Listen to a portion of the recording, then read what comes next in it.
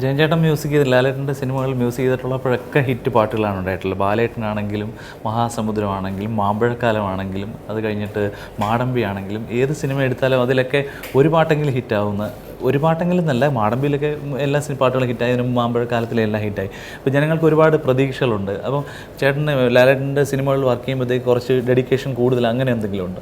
എനിക്ക് തോന്നുന്നത് കൊച്ചിലെ തൊട്ട് തന്നെ ലാലേട്ടനെ അടുത്തറിയാൻ കഴിഞ്ഞിട്ടുണ്ട്. പിന്നെ പിൽക്കാലത്ത് അദ്ദേഹത്തിന് ലോകമെമ്പാടും എത്രയോ ആരാധകരുണ്ട്. അതിൽ ഒരു ആരാധകൻ ഞാനാണെന്ന് പറയാൻ എനിക്ക് അഭിമാനമുണ്ട് തീർച്ചയായിട്ടും. ഇപ്പോൾ ലാലേട്ടനാണ് ചെയ്യുന്നതെന്ന് പറയുമ്പോഴത്തേക്ക് എന്തോ എനിക്കൊരു എനർജി കൂടുതൽ കിട്ടുന്നു എന്ന് തന്നെ പറയാൻ എനിക്ക് മടിയൊന്നുമില്ല. അതുകൊണ്ടായിരിക്കാം ഒരു പക്ഷേ. മാത്രമല്ല എപ്പോഴും കഥാസന്ദർഭങ്ങൾ, സോങ് സിറ്റുവേഷൻസ് വളരെ ബ്യൂട്ടിഫുൾ ആയിരിക്കും. ഇപ്പോൾ ഇതിൽ തന്നെ ഈ പിന്നെ എന്നുള്ള അല്ലെങ്കിൽ സുദീപ് പാടിയ പാട്ടിൻ്റെ സോങ് സിറ്റുവേഷൻ ആ കഥയുമായിട്ട് ബന്ധപ്പെട്ട് വളരെ ബ്യൂട്ടിഫുള്ളായിട്ട് വന്നിട്ടുണ്ട്. അപ്പോൾ അങ്ങനെ കിട്ടുമ്പോൾ അത് ലാലേട്ടൻ ചെയ്യുമ്പോഴത്തേക്ക് എനിക്കറിയാം അതിൻ്റെ ഒരു അത് പോകുന്ന ഒരു ലെവൽ എന്ന് പറയുന്നത് വേറൊരു ഇതാണെന്നുള്ളത് തീർച്ചയായിട്ടും. അപ്പോൾ ഈ അമ്മ മഴക്കാർ എന്നുള്ള ഗാനം ഞാൻ ജയചന്ദ്രൻ്റെ വീട്ടിൽ പോയി അദ്ദേഹമാണ് എന്നെ പാടി കേൾപ്പിച്ചത്. ഞാനത് കഴിഞ്ഞ ഉടനെ ഞാൻ ഗിരീഷിനെ വിളിച്ചു. കാര്യം ഞാൻ വിളിച്ചു പറഞ്ഞു, ഇത്ര മനോഹരമായ വരികളാണ് നിങ്ങൾ എഴുതിയിരിക്കുന്നത്. അത് ഞാൻ ഉണ്ണികൃഷ്ണനോട് പറഞ്ഞു ആ പാട്ടിനെക്കുറിച്ച്. എന്നിട്ട് എനിക്ക് ഏറ്റവും വലിയൊരു സങ്കടം എന്ന് പറയുന്നത് ഞാൻ ജയചന്ദ്രൻ പറഞ്ഞോളൂ, അതിൽ നമുക്ക് ലിപ്പിൽ പാടാൻ പറ്റിയില്ല. അതുപോലെ ഇതിലെ ഈ പിന്നെ എന്ന് പറയുന്നത് ഞാൻ വിചാരിച്ചു ഇനി ഇത് അത്തരത്തിൽ സംഭവിക്കുന്ന ഒരു പാട്ടായി മാറുമെന്ന്. പക്ഷേ അതിലുപരി എന്നാലും അങ്ങനെ അധികം ലിപ്പില്ലാതെയാണ് ഈ സിനിമ. അപ്പോൾ പലപ്പം നമ്മുടെ ഒരു ആക്ടർ എന്നുള്ള ഒരു സങ്കടം നടന്ന വളരെ മനോഹരമായ പാട്ടുകൾ നമുക്ക് ലിപ്പിൽ പാടാൻ കിട്ടില്ല എന്നുള്ളതാണ്. അപ്പോൾ ഈ കഥയുടെ സന്ദർഭവുമായിട്ട് അത് അങ്ങനെയാണ് അത് ലയിച്ച് കിടക്കുന്നത്. എന്തായാലും ഈ സിനിമകളിലെ അതുപോലെ തമിഴ് പാട്ട്, അത് തമിഴ് മലയാളം എന്ന് പറയാല്ലേ, പകുതി മലയാളം ഗിരീഷേട്ടൻ എഴുതിയാണ് തമിഴ്. ഇതിനു മുമ്പ് ഞാൻ ശിവാജി ഗണേശൻ അദ്ദേഹവുമായിട്ട് ചെയ്തിരിക്കുന്ന പാട്ടും അദ്ദേഹമാണ് എഴുതിക്കുന്നത്. പക്ഷേ നമ്മളൊരു തമിഴ് വളരെയധികം നന്നായിട്ട് അറിയാവുന്ന ഒരാൾ കേട്ടാൽ ഒരുപക്ഷെ ഒരു അവിടെയുള്ള ആരോ എഴുതിയതെന്ന് എന്ന് തോന്നാവുന്ന തരത്തിലുള്ള ഒരു ഗാനം തന്നെയാണ്. അതും ഈ സിനിമയിലെ വളരെ പിന്നെ എന്താണ് ഒരു കളർഫുള്ളായിട്ടുള്ളൊരു സ്ഥലത്ത് തന്നെയാണ് അത് ചേർത്തിരിക്കുന്നതും. എന്തായാലും ഒരു പക്ഷേ ആദ്യമായിട്ടായിരിക്കും ഒരു മലയാള സിനിമയിൽ ഇത്രയും തമിഴും തെലുങ്കും മലയാളവും ഒക്കെ ചേർന്നിട്ടുള്ള ഒരു ഗാന ചിത്രീകരണം ഉണ്ടാകുന്നത്. അപ്പോൾ ഇതിനകത്ത് തെലുങ്ക് പാട്ട് എന്തുകൊണ്ടാണ് ഈ സിനിമയിൽ ഉൾപ്പെടുത്താനൊരു തീരുമാനം? അതും എസ് പി സാർ ആദ്യമായിട്ടാണ് ജയചേട്ടൻ്റെ മ്യൂസിക്കിൽ പാടുന്നതല്ലേ? അതും ശരിക്കൊരു നമ്മളൊരു വിപ്ലവഗാനമാണത്. നമ്മുടെ കഥയുടെ പശ്ചാത്തലം എന്ന് പറയുന്ന ഒരു ഏരിയ കടന്നു പോകുന്നത് തെലുങ്കാനയിലൂടെയാണ്.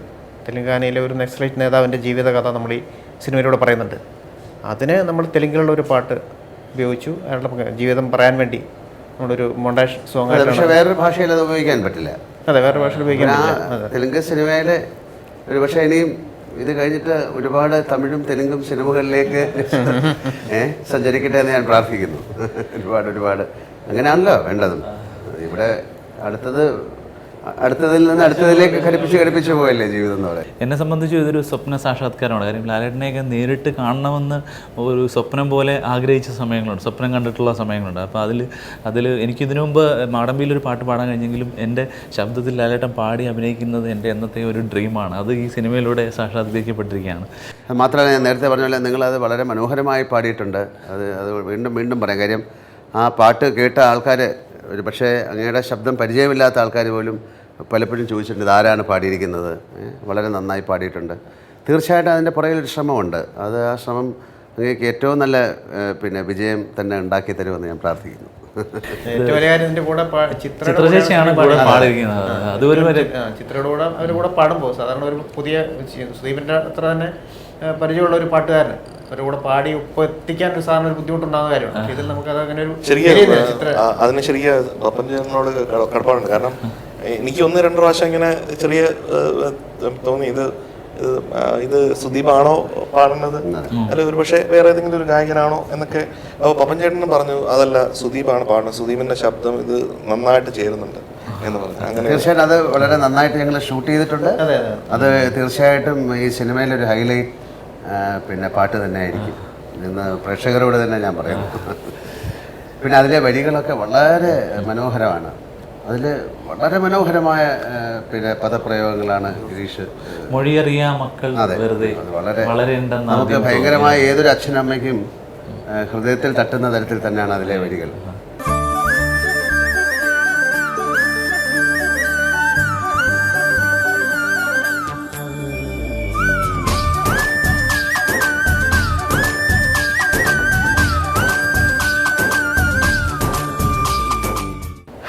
ഗിരീഷ് ചേട്ടൻ്റെ പാട്ടുകൾ പപ്പൻ ചേട്ടൻ്റെ ഇതിനു മുമ്പുള്ള സിനിമകളിലും അമ്മക്കിളിക്കൂട് അങ്ങനെ ആ സിനിമയിലൊക്കെ കൂടുതലല്ല വാസ്തവത്തിൽ അരപ്പവൻ പൊന്നുകൊണ്ട് എന്ന പാട്ടും അങ്ങനെ പല സിനിമകളിലും എഴുതിയിട്ടുണ്ട്.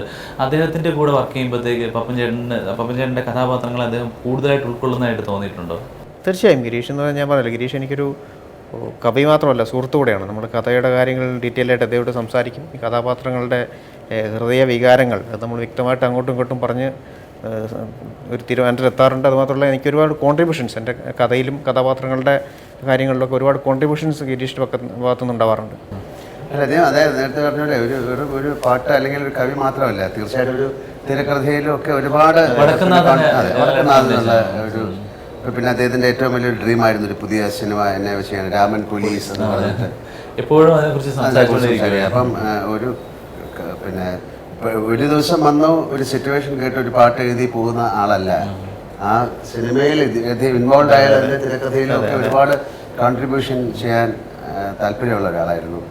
അത് മാത്രമല്ല ഒരുപാട് കാര്യങ്ങൾ സംസാരിക്കാൻ, നമ്മൾ സാധാരണ പിന്നെ സംസാരിക്കാൻ പിന്നെ തയ്യാറാകാത്ത ഒരുപാട് മേഖലകളിൽ അദ്ദേഹം വ്യാപരിക്കാറുണ്ടായിരുന്നു. മലയാള സിനിമയ്ക്കും മലയാള ഗാനങ്ങൾക്കൊക്കെ ഒരു നഷ്ടം തന്നെയാണ്. അതിപ്പം എന്ത് ചെയ്യാനാണ് ചെയ്യുന്നത് നമുക്ക് പറയാൻ പറ്റും. ജയചേട്ടൻ ഇപ്പം ഒരുപാട് സിനിമകൾ ഗിരീഷ് ചേട്ടനോടൊപ്പം എനിക്ക് തോന്നുന്നു 35ഓളം സിനിമകൾ വർക്ക് ചെയ്തിട്ടുണ്ട്. അല്ലാതെ തന്നെയും എത്രയോ സിനിമകൾക്ക് ഇപ്പോൾ ഏകദേശം 100 സിനിമകളോളം ആകുന്നു. പക്ഷേ ആദ്യമായിട്ടാണ് തോന്നുന്നു ഈ ഇന്ത്യക്ക് പുറത്ത് വെച്ചിട്ടൊരു സിനിമയ്ക്ക് വേണ്ടി സംഗീതം ഉണ്ടാക്കുന്നത്. ഇപ്പോൾ ഷിക്കാറിൻ്റെ കമ്പോസിങ് സെഷൻ അങ്ങ് ഷാർജയിലായിരുന്നു. നമ്മുടെ ഇതിൻ്റെ പ്രൊഡ്യൂസറായിട്ടുള്ള രാജഗോപാൽ സാറിൻ്റെ ഒരു ആഗ്രഹമായിരുന്നു ഷാർജയിൽ വെച്ച് തന്നെ ഈ പാട്ടുകൾ കംപ്ലീറ്റഡ് ആയിട്ട് അവിടെ വെച്ച് തന്നെ രചനയും സംഗീതവും എല്ലാം കഴിഞ്ഞ് നമ്മൾ തിരിച്ചു വരണമെന്നുള്ളത്. അങ്ങനെ അതൊരു ഡിഫറെൻറ്റ് എക്സ്പീരിയൻസ് ആയിരുന്നല്ലേ? വളരെ ഡിഫറെൻറ്റ് എക്സ്പീരിയൻസ് ആയിരുന്നു. എനിക്ക് തോന്നുന്നു കമ്പോസിങ്ങിനേക്കാൾ കൂടുതലൊരു സുഹൃത്ത് സംഗമം എന്ന് പറയുന്ന രീതിയിലായിരുന്നു. എനിക്ക് ഒരു വിഷമം മാത്രമേ ഉള്ളൂ, കാരണം ലാലേട്ടനെ സാധാരണ കമ്പോസിങ് കഴിഞ്ഞ ഉടനെ പാട്ട് കേൾപ്പിക്കാറുണ്ട്. അപ്പോൾ അത് അവിടെ വെച്ച് സാധിച്ചില്ല എന്നുള്ളത് ഒരു കാര്യം മാത്രമേ എനിക്ക് തോന്നിയുള്ളൂ. പക്ഷേ ബാക്കി രാജഗോപാൽ സാർ പ്രത്യേകിച്ചും വളരെയധികം എൻകറേജിങ്, അതിന് വേണ്ടിയിട്ട് അദ്ദേഹം എത്രത്തോളം തന്നെ സ്ട്രെയിൻ എടുത്തിട്ടുണ്ടെന്ന് അത്രത്തോളം എനിക്ക് തോന്നുന്നത് ഒരു പ്രൊഡ്യൂസർ മാത്രമല്ല, അദ്ദേഹം is A very very great മാൻ. തീർച്ചയായിട്ടും ഒരു പ്രോഡക്റ്റിനോടും ചെയ്യുന്ന ജോലിയോടും കൂടെയുള്ള ആൾക്കാരോടൊക്കെ ഒരു കമ്മിറ്റ്മെൻ്റ് ഉള്ള ആളാണ് അദ്ദേഹം. അതുകൊണ്ട് തന്നെയാണ് ആ സിനിമ ഭംഗിയാകുന്നതും അതിലെ ഗാനങ്ങൾ മാറുന്നതൊക്കെ. ഇതിൻ്റെ പുറകിലൊരു നല്ല മനസ്സെന്ന് പറയുന്ന നല്ലൊരു ഉദ്ദേശങ്ങളുണ്ടാകുമ്പോഴാണല്ലോ. ഇപ്പോൾ എങ്ങനെയായാലും ഒരു മ്യൂസിക് കമ്പോസ് ചെയ്യുമ്പോഴോ പാടുമ്പോഴോ അഭിനയിക്കുമ്പോഴൊക്കെ നമ്മുടെ ഒരു ഉള്ളിലൊരു ക്വാളിറ്റി ഓഫ് സോൾ എന്ന് പറയും, അതിൻ്റെ ഒരു പ്രയോഗം കൂടി ഇതിലേക്ക് വരും. ഷിക്കാർ എന്ന് പറഞ്ഞ ഈ സിനിമയും ഇതിലെ ഗാനങ്ങളും എന്തായാലും പ്രേക്ഷകർക്ക് എല്ലാവർക്കും ഇഷ്ടപ്പെടും എന്നാണ് നമ്മളുടെ എല്ലാവരുടെയും വിശ്വാസം. അതിനുവേണ്ടി എല്ലാവരുടെയും പ്രാർത്ഥന ഉണ്ടാവണം.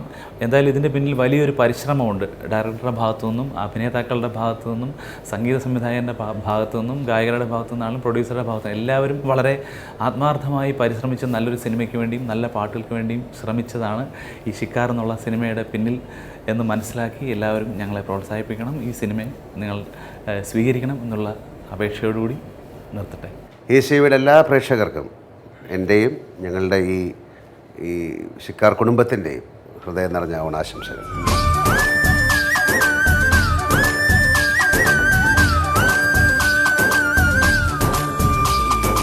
എന്തടി എന്തടി പനങ്കിളിയെ നിന്റെ ചുണ്ടത്തെ ചുണ്ടപ്പൂ ചോന്നതെന്തേ? കണ്ണാടിയിൽ നിന്റെ കൺപീലിയിൽ കള്ളക്കരിമഷി എഴുതിയതാരാണ്?